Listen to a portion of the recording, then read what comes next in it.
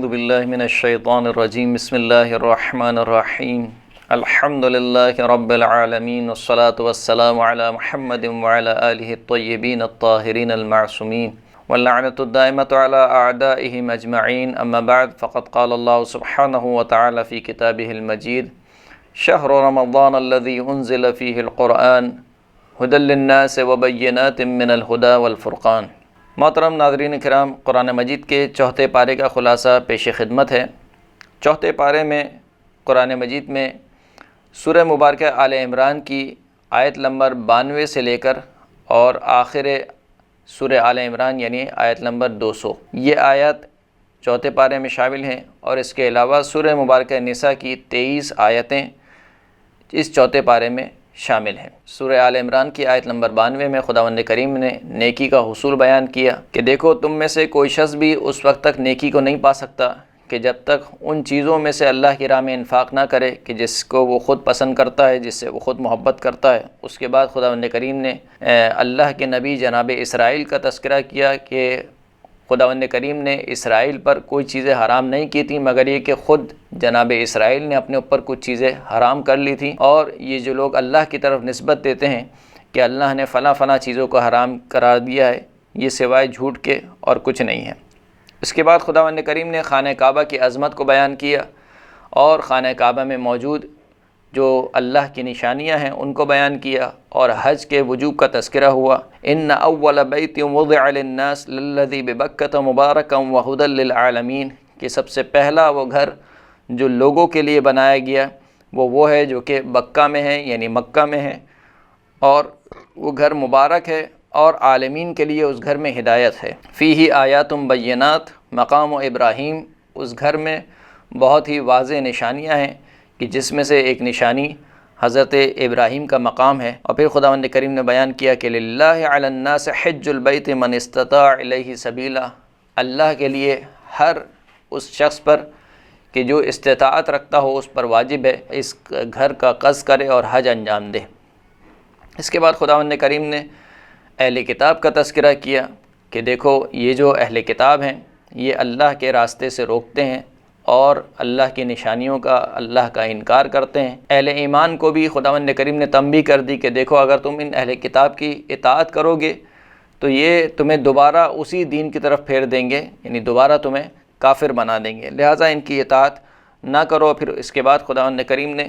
اہل ایمان کو کچھ نصیحتیں کیں کہ جن میں سے سب سے پہلی نصیحت یہ تھی کہ یا ایھا الذین آمنوا اتقوا اللہ حق تقاتہ، اے ایمان والو اللہ سے ایسے ڈرو کہ جیسے اس سے ڈرنے کا حق ہے۔ ولا تموتن الا وانتم مسلمون، اور دیکھو تمہیں ہرگز موت نہ آئے مگر یہ کہ تم مسلمانی کی حالت میں اس دنیا سے جاؤ۔ واعتصموا بحبل اللہ جميعا ولا تفرقوا، اللہ کی رسی کو مضبوطی سے تھامے رکھو اور تفرقے میں نہ پڑو۔ اس کے بعد خداوند کریم نے دین اسلام کے ایک انتہائی اہم فریضے کی طرف اشارہ کیا کہ جس کا نام ہے امر بالمعروف ونہی عن المنکر، ولتکن منکم امۃ یدعون الی الخیر ویأمرون بالمعروف وینہون عن المنکر واولئک ھم المفلحون، تم میں سے ایک ایسی امت ہونی چاہیے جو دعوت دے خیر کی طرف اور حکم دے اچھائی کا اور برائی سے روکے، اور یہی وہ لوگ ہیں جو کہ کامیاب ہیں۔ اور پھر اس کے بعد روز محشر کا تذکرہ ہوا کہ روز محشر میں کچھ چہرے سیاہ ہوں گے، کچھ چہرے سفید ہوں گے۔ جو چہرے سفید ہوں گے ان کی جزا کیا ہوگی، جو چہرے سیاہ ہوں گے ان کی جزا کیا ہوگی، اس کو خداوند کریم نے بیان کیا۔ اس کے بعد دوبارہ خداوند کریم نے امر بالمعروف و نہی عن المنکر کا تذکرہ کیا۔ کنتم خیر امۃ اخرجت للناس تأمرون بالمعروف وتنہون عن المنکر، تم بہترین امت ہو کہ جو لوگوں کے لیے نکلتی ہے تاکہ لوگوں کو اچھائی کا حکم دے اور ان کو برائی سے روکے۔ اس کے بعد دوبارہ خداوند کریم نے اہل کتاب کا تذکرہ کیا اور فرمایا کہ وَلَوْ آمَنَ أَهْلُ الْكِتَابِ لَكَانَ خَيْرًا لَهُمْ، اگر اہل کتاب ایمان لے آئیں تو یہ ان کے لیے بہت بہتر ہے۔ مِنْهُمُ الْمُؤْمِنُونَ وَأَكْثَرُهُمُ الْفَاسِقُونَ، اہل کتاب میں سے کچھ افراد وہ ہیں کہ جو مومن ہیں یعنی صاحب ایمان ہیں، ان کی اکثریت جو ہے وہ فاسق ہے۔ یہ قرآن کا اور اسلام کا امتیاز ہے کہ اس نے اگر کسی قوم میں کوئی اچھا ہے تو اس کی اچھائی کو بیان کیا ہے، یعنی قرآن اور اسلام نے اس طریقے سے نہیں کہا کہ اگر ایک قوم کوئی بری ہے تو اس قوم کے سارے افراد کو برا کہا نہیں، یہ اہل کتاب کے ان میں سے اکثر فاسق ہیں، لیکن ان میں سے کچھ افراد مومن بھی ہیں۔ جیسا کہ آگے چل کر بیان ہوا کہ لیسوا سواء من اہل الکتاب امۃ قائمۃ یتلون آیات اللہ آناء اللیل وهم یسجدون یؤمنون باللہ والیوم الآخر ویأمرون بالمعروف وینہون عن المنکر، کہ یہ اہل کتاب سب کے سب برابر نہیں ہیں، ایک جیسے نہیں ہیں۔ ان میں سے ایک امت وہ ہے کہ جو قیام کرنے والی ہے، یعنی راتوں کو اللہ کی عبادت کرنے والی ہے، اللہ کی آیات کو پڑھنے والی ہے رات کے پہر میں، اور سجدے انجام دینے والی ہے، اللہ پر ایمان رکھنے والے ہیں اور روز آخرت پر بھی ایمان رکھنے والے ہیں۔ تو یہ ایک امتیاز ہے اسلام کا اور قرآن کا کہ اس نے اگر کسی قوم میں کوئی اچھا فرد ہے یا اچھائی پائی جاتی ہے تو اس کو بیان کیا ہے۔ پھر اس کے بعد خداوند کریم نے کفار کا تذکرہ کیا اور اہل ایمان کو سخت تنبیہ کی کہ دیکھو ان کفار کو اپنا دوست مت بناؤ، یہ کفار یہ چاہتے ہیں کہ تم ان کے دین پر آ جاؤ، یہ کفار اپنے دلوں میں بغض رکھتے ہیں، ظاہری طور پر بھی اس کا اظہار کرتے ہیں، لیکن ان کے جو دل میں بغض ہے وہ ان کے ظاہر سے کہیں زیادہ ہے۔ تو اہل ایمان کو یہ تنبیہ کرائی گئی کہ دیکھو ان کفار سے بچ کے رہو، ان کفار کو اپنا دوست مت بناؤ، کہ جب تمہیں کوئی نیکی پہنچتی ہے تو ان کو، یہ کفار وہ ہیں کہ جب تمہیں کوئی نیکی پہنچتی ہے تو ان کو دکھ ہوتا ہے، اور جب تمہیں کوئی مصیبت پہنچتی ہے تو یہ خوش ہوتے ہیں، لہٰذا ان کو اپنا دوست مت بناؤ۔ پھر اس کے بعد خداوند کریم نے جنگ بدر کا تذکرہ کیا، اور پھر جنگ بدر کا تذکرہ کرتے ہوئے خداوند کریم نے ارشاد فرمایا کہ لقد نصرکم اللہ ببدر وانتم اذلہ فاتقوا اللہ لعلکم تشکرون، کہ خداوند کریم نے بدر کے موقع پر تمہاری مدد کی جبکہ تم ذلیل و خوار تھے، فاتقوا اللہ، پس اللہ کا تقوی اختیار کرو شاید تم شکر گزار بن سکو۔ پھر اس کے بعد خداوند کریم نے سود کی حرمت کو بیان کیا، اور سود کی حرمت کو بیان کرتے ہوئے خداوند کریم نے بیان فرمایا کہ یا ایھا الذین آمنوا لا تأکلوا الربا اضعافا مضاعفا واتقوا اللہ لعلکم تفلحون، اے ایمان والو سود نہ کھاؤ بہت ہی زیادہ بڑھا کر، واتقوا اللہ، اللہ سے ڈرو کہ شاید تم فلاح پا جاؤ، اور اس آگ سے ڈرو کہ جس کو خداوند کریم نے کافروں کے لیے آمادہ کر رکھا ہے۔ اس کے بعد خداوند کریم نے تمام انسانوں کو تشویق دلائی کہ خدا کی مغفرت کی طرف جلدی کریں، دوڑ کے بھاگیں، وسارعوا الی مغفرۃ من ربکم وجنۃ عرضها السماوات والارض اعدت للمتقین، کہ اس خداوند کریم کی مغفرت کی طرف جلدی کرو، دوڑو، اور اس جنت کی طرف کہ جس کا رقبہ آسمانوں اور زمین پر پھیلا ہوا ہے، جس کو خداوند کریم نے متقین کے لیے آمادہ کر رکھا ہے، اس جنت کی طرف دوڑو۔ اس کے بعد خداوند کریم نے اہل ایمان کو تسلی دی کہ دیکھو اگر کفار سے جنگ کرنے میں تمہیں کوئی اذیت یا مصیبت پہنچتی ہے تو تم کوئی پہلی قوم نہیں ہو کہ جسے کوئی اذیت مصیبت پہنچ رہی ہے، تم سے پہلی قومیں بھی ان کو بھی اذیتیں پہنچیں، اور جس طریقے سے تم اذیت میں آتے ہو اسی طریقے سے کفار بھی اذیت میں آتے ہیں۔ وَإِن يَمْسَسْكُمْ قَرْحٌ فَقَدْ مَسَّ الْقَوْمَ قَرْحٌ مِثْلُهُ وَتِلْكَ الْأَيَّامُ نُدَاوِلُهَا بَيْنَ النَّاسِ وَلِيَعْلَمَ اللَّهُ الَّذِينَ آمَنُوا وَيَتَّخِذَ مِنْكُمْ شُهَدَاءَ وَاللَّهُ لَا يُحِبُّ الظَّالِمِينَ، کہ دیکھو اگر تم تک کوئی مصیبت پہنچی ہے، کوئی اذیت پہنچی ہے، تو یہ جو کفار ہیں ان کو بھی تمہاری ہی جیسی مصیبت پہنچ رہی ہے، یعنی اگر تم زخمی ہوتے ہو، تمہارے بچے یتیم ہوتے ہیں، تمہارا مال و اسباب لوٹ لیا جاتا ہے، تو بالکل اسی طریقے سے کفار بھی زخمی ہوتے ہیں، ان کے بچے بھی یتیم ہوتے ہیں، ان کا مال و اسباب بھی لوٹ لیا جاتا ہے۔ پھر خداوند کریم نے مسلمانوں کو تسلی دی کہ دیکھو یہ جو ایام ہیں یہ چند روزہ زندگی ہے جو گزر جانے والی ہے، کہ جس میں خداوند کریم نے لوگوں کا امتحان لیا ہے، لہٰذا صبر و استقامت کے ذریعے سے اللہ کے دین پر قائم رہو، اور اللہ یہ چاہتا ہے کہ ان مصیبتوں کے ذریعے سے، ان آزمائش کے ذریعے سے جو خالص اہل ایمان ہیں ان کو ناخالص افراد سے جدا کر دے۔ اس کے بعد دوبارہ خداوند کریم نے آیت نمبر 144 میں مسلمانوں کو تنبیہ کرائی کہ دیکھو رسول خدا کے چلے جانے کے بعد خبردار دوبارہ مرتد مت ہو جانا۔ وَمَا مُحَمَّدٌ إِلَّا رَسُولٌ قَدْ خَلَتْ مِن قَبْلِهِ الرُّسُلُ أَفَإِن مَّاتَ أَوْ قُتِلَ انقلبتم عَلَىٰ أَعْقَابِكُمْ وَمَن يَنقَلِبْ عَلَىٰ عَقِبَيْهِ فَلَن يَضُرَّ اللَّهَ شَيْئًا وَسَيَجْزِيَ اللَّهُ الشَّاكِرِينَ، کہ محمد کچھ نہیں ہے سوائے رسول کے، اور ان سے پہلے بھی رسول گزر چکے ہیں، تو پس اگر رسول خدا اپنی طبعی موت مر جائیں یا ان کو قتل کر دیا جائے تو کیا تم اپنے پچھلے دین پر پلٹ جاؤ گے، اور جو شخص بھی اپنے پچھلے دین پر پلٹ گیا وہ اللہ کو ذرہ برابر بھی کوئی نقصان نہیں پہنچائے گا، اور انشاءاللہ اللہ شکر کرنے والوں کو بہترین جزا دینے والا ہے۔ پھر اس کے بعد خداوند کریم نے موت کا تذکرہ کیا کہ موت اللہ کے اذن سے آتی ہے، اور دنیا اور آخرت کا تقابل پیش کیا، اور پھر ایک مرتبہ دوبارہ اہل ایمان کو تنبیہ کرائی گئی، یا ایھا الذین آمنوا ان تطیعوا الذین کفروا یردوکم علی اعقابکم فتنقلبوا خاسرین۔ اے ایمان والو، اگر تم نے کافروں کی اطاعت کی تو یہ دوبارہ تمہیں پچھلے دین پر پلٹا دیں گے، اور پھر تم سوائے خسارے کے اور کچھ نہیں دیکھ پاؤ گے۔ پھر اس کے بعد ایک آیات کا طویل سلسلہ ہے کہ جس میں خداوند کریم نے جنگ احد کا تذکرہ کیا، اور جنگ احد کی اصل جو ناکامی کا سبب تھا اس کو خداوند کریم نے بیان کیا کہ اس میں جو اصل ناکامی کا سبب تھا وہ دنیا کی محبت تھی۔ دنیا کی محبت نے اس جنگ کو، جو کہ جیتی ہوئی جنگ تھی، جیتی ہوئی جنگ کو ناکام بنا دیا۔ اور پھر خداوند کریم نے تذکرہ کیا کہ اے مسلمانوں، خدا کے متعلق بدگمانی نہ کرو، خدا سے اچھا گمان رکھو۔ خدا یہ نہیں چاہتا کہ تمہیں قتل کرائے یا تمہارے بچوں کو یتیم کر دے۔ خداوند کریم تمہاری فلاح چاہتا ہے، تمہاری نیکی چاہتا ہے، لہٰذا کوئی شخص یہ نہ سمجھے کہ اگر وہ گھر میں بیٹھ جائے گا تو وہ بچ جائے گا۔ اگر خداوند کریم چاہے تو گھر میں بیٹھنے والے کو بھی موت دے سکتا ہے۔ اور اسی دوران خداوند کریم نے شہداء کی عظمت کو بیان کیا، شہید کے مقام کو خداوند کریم نے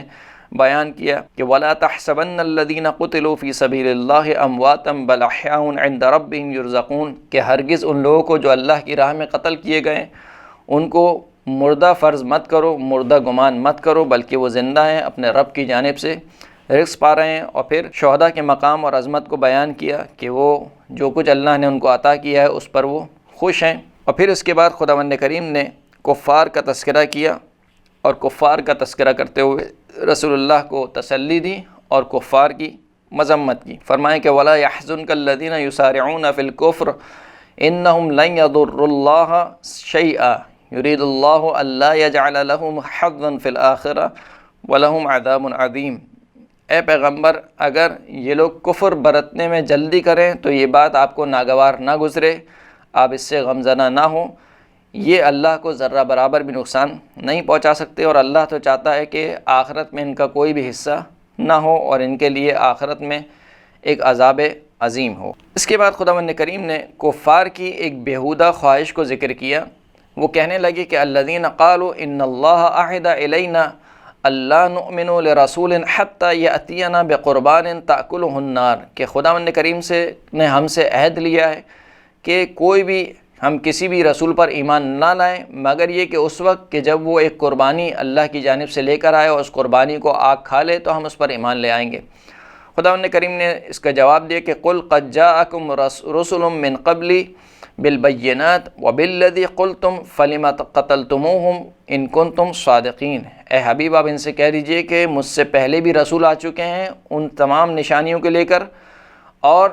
جو نشانی تم چاہتے ہو، یعنی ایک ایسی قربانی کی جس کو آگ کھا لے، یہ نشانی بھی لے کر آ چکے ہیں، پس تم نے کیوں ان کو قتل کیا؟ اگر تم نشانی ہی چاہتے تھے اور اس پر ایمان لانا چاہتے تھے تو وہ تمام کی تمام نشانیاں لے کر آ چکے تھے، اس کے باوجود بھی تم نے ان کو قتل کر دیا۔ پھر اس کے بعد خداوند کریم نے دوبارہ اہل کتاب کا تذکرہ کیا، اور اہل کتاب کی اس بات پر مذمت کی گئی کہ انہوں نے اللہ کی کتاب کو پس پش ڈال دیا۔ اور اس کے بعد خداوند کریم نے اپنی توحید کا بیان کیا، توحید کی واضح نشانیوں کا تذکرہ کیا، صاحبان عقل کی صفات کو بیان کیا کہ ان میں کیا کیا نیک صفات پائی جاتی ہیں، وہ کس طریقے سے اللہ کا ذکر کرتے ہیں، وہ کس طریقے سے اللہ کی عبادت میں مشغول رہتے ہیں۔ یہ تقریباً سورہ آل عمران کی آخری آیت کا خلاصہ تھا۔ سورہ مبارکہ نساء کی 23 آیتیں چوتھے پارے میں شامل ہیں۔ مولا کائنات امیر المؤمنین علی بن ابی طالب علیہ الصلوۃ والسلام ارشاد فرماتے ہیں کہ من قرأ سورۃ النساء فی کل جمعۃ امن من ضغطۃ القبر، جو شخص بھی ہر جمعے کو سورہ نساء کی تلاوت کرے گا وہ شخص فشار قبر سے امان میں ہوگا۔ تفسیر البرہان میں اور تفسیر عیاشی میں اس روایت کو نقل کیا گیا ہے۔ اس کی ابتدائی آیات میں خداوند کریم نے تمام انسانوں کو تقوی کی طرف دعوت دی، اور تقوی کی طرف دعوت دیتے ہوئے اپنی توحید پر نشانی کو بیان کیا کہ دیکھو خداوند کریم وہ ہے کہ جس نے تم سب کو ایک ہی نفس سے، ایک ہی جان سے پیدا کیا، اور پھر اس کے بعد پوری روئے زمین پر مردوں اور عورتوں کو پھیلا دیا۔ پھر اس کے بعد خداوند کریم نے یتیموں کا تذکرہ کیا، یتیموں کے اموال کا تذکرہ کیا کہ دیکھو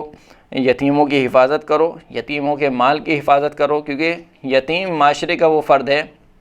کہ جو ماں اور باپ کی شفقت سے محروم ہے، یا تو اس کی ماں نہیں ہے یا اس کی باپ نہیں ہے یا دونوں نہیں ہیں۔ تو یہ جو یتیم فرد ہے، اگر اس کی صحیح تربیت نہیں کی گئی یا اس کو صحیح انداز میں پروان نہیں چڑھایا گیا تو یہی یتیم شخص معاشرے کے لیے ناسور بن سکتا ہے۔ لہٰذا قرآن مجید نے اور اسلام نے خاص طور پر یتیموں کی تربیت پر خاص توجہ دلائی۔ فرمایا کہ وَآتُوا الْيَتَامَ أَمْوَالَهُمْ وَلَا تَتَبَدَّلُوا الْخَبِيثَ بِالطَّيِّبِ وَلَا تَأْكُلُوا أَمْوَالَهُمْ إِلَىٰ أَمْوَالِكُمْ إِنَّهُ كَانَ حَوْمًا كَبِيرًا کہ یتیموں کو ان کا مال دے دو اور ان کے مال میں سے جو اچھا مال ہے اس کو برے مال سے تبدیل مت کرو، اور ان کے مال کو اپنے مال کے ملاک کے ساتھ مت کھاؤ، کیونکہ یہ بہت بڑا گناہ کبیرہ ہے۔ اس کے بعد خداوند کریم نے میراث کی تقسیم کے احکام بیان کیے کہ دیکھو میراث کس طریقے سے تقسیم ہوگی، کہ جو تم میں سے کوئی میراث چھوڑ جائے تو وہ اس کے بیٹوں کے لیے ہے، اور اس کے اقربا کے لیے ہے، اور اس کے جو بیویاں ہیں ان کے لیے ہے۔ اور پھر اس کے بعد فرمایا ایک اخلاقی حکم بھی پیش کیا کہ دیکھو جب میراث بٹ رہی ہو اور میراث بٹتے ہوئے کچھ یتیم اور دور کے رشتہ دار حاضر ہوں تو اپنی میراث میں سے کچھ ان کو بھی دے دیا کرو، یعنی اگرچہ کہ شرعی اعتبار سے وہ میراث میں حق نہیں رکھتے ہیں،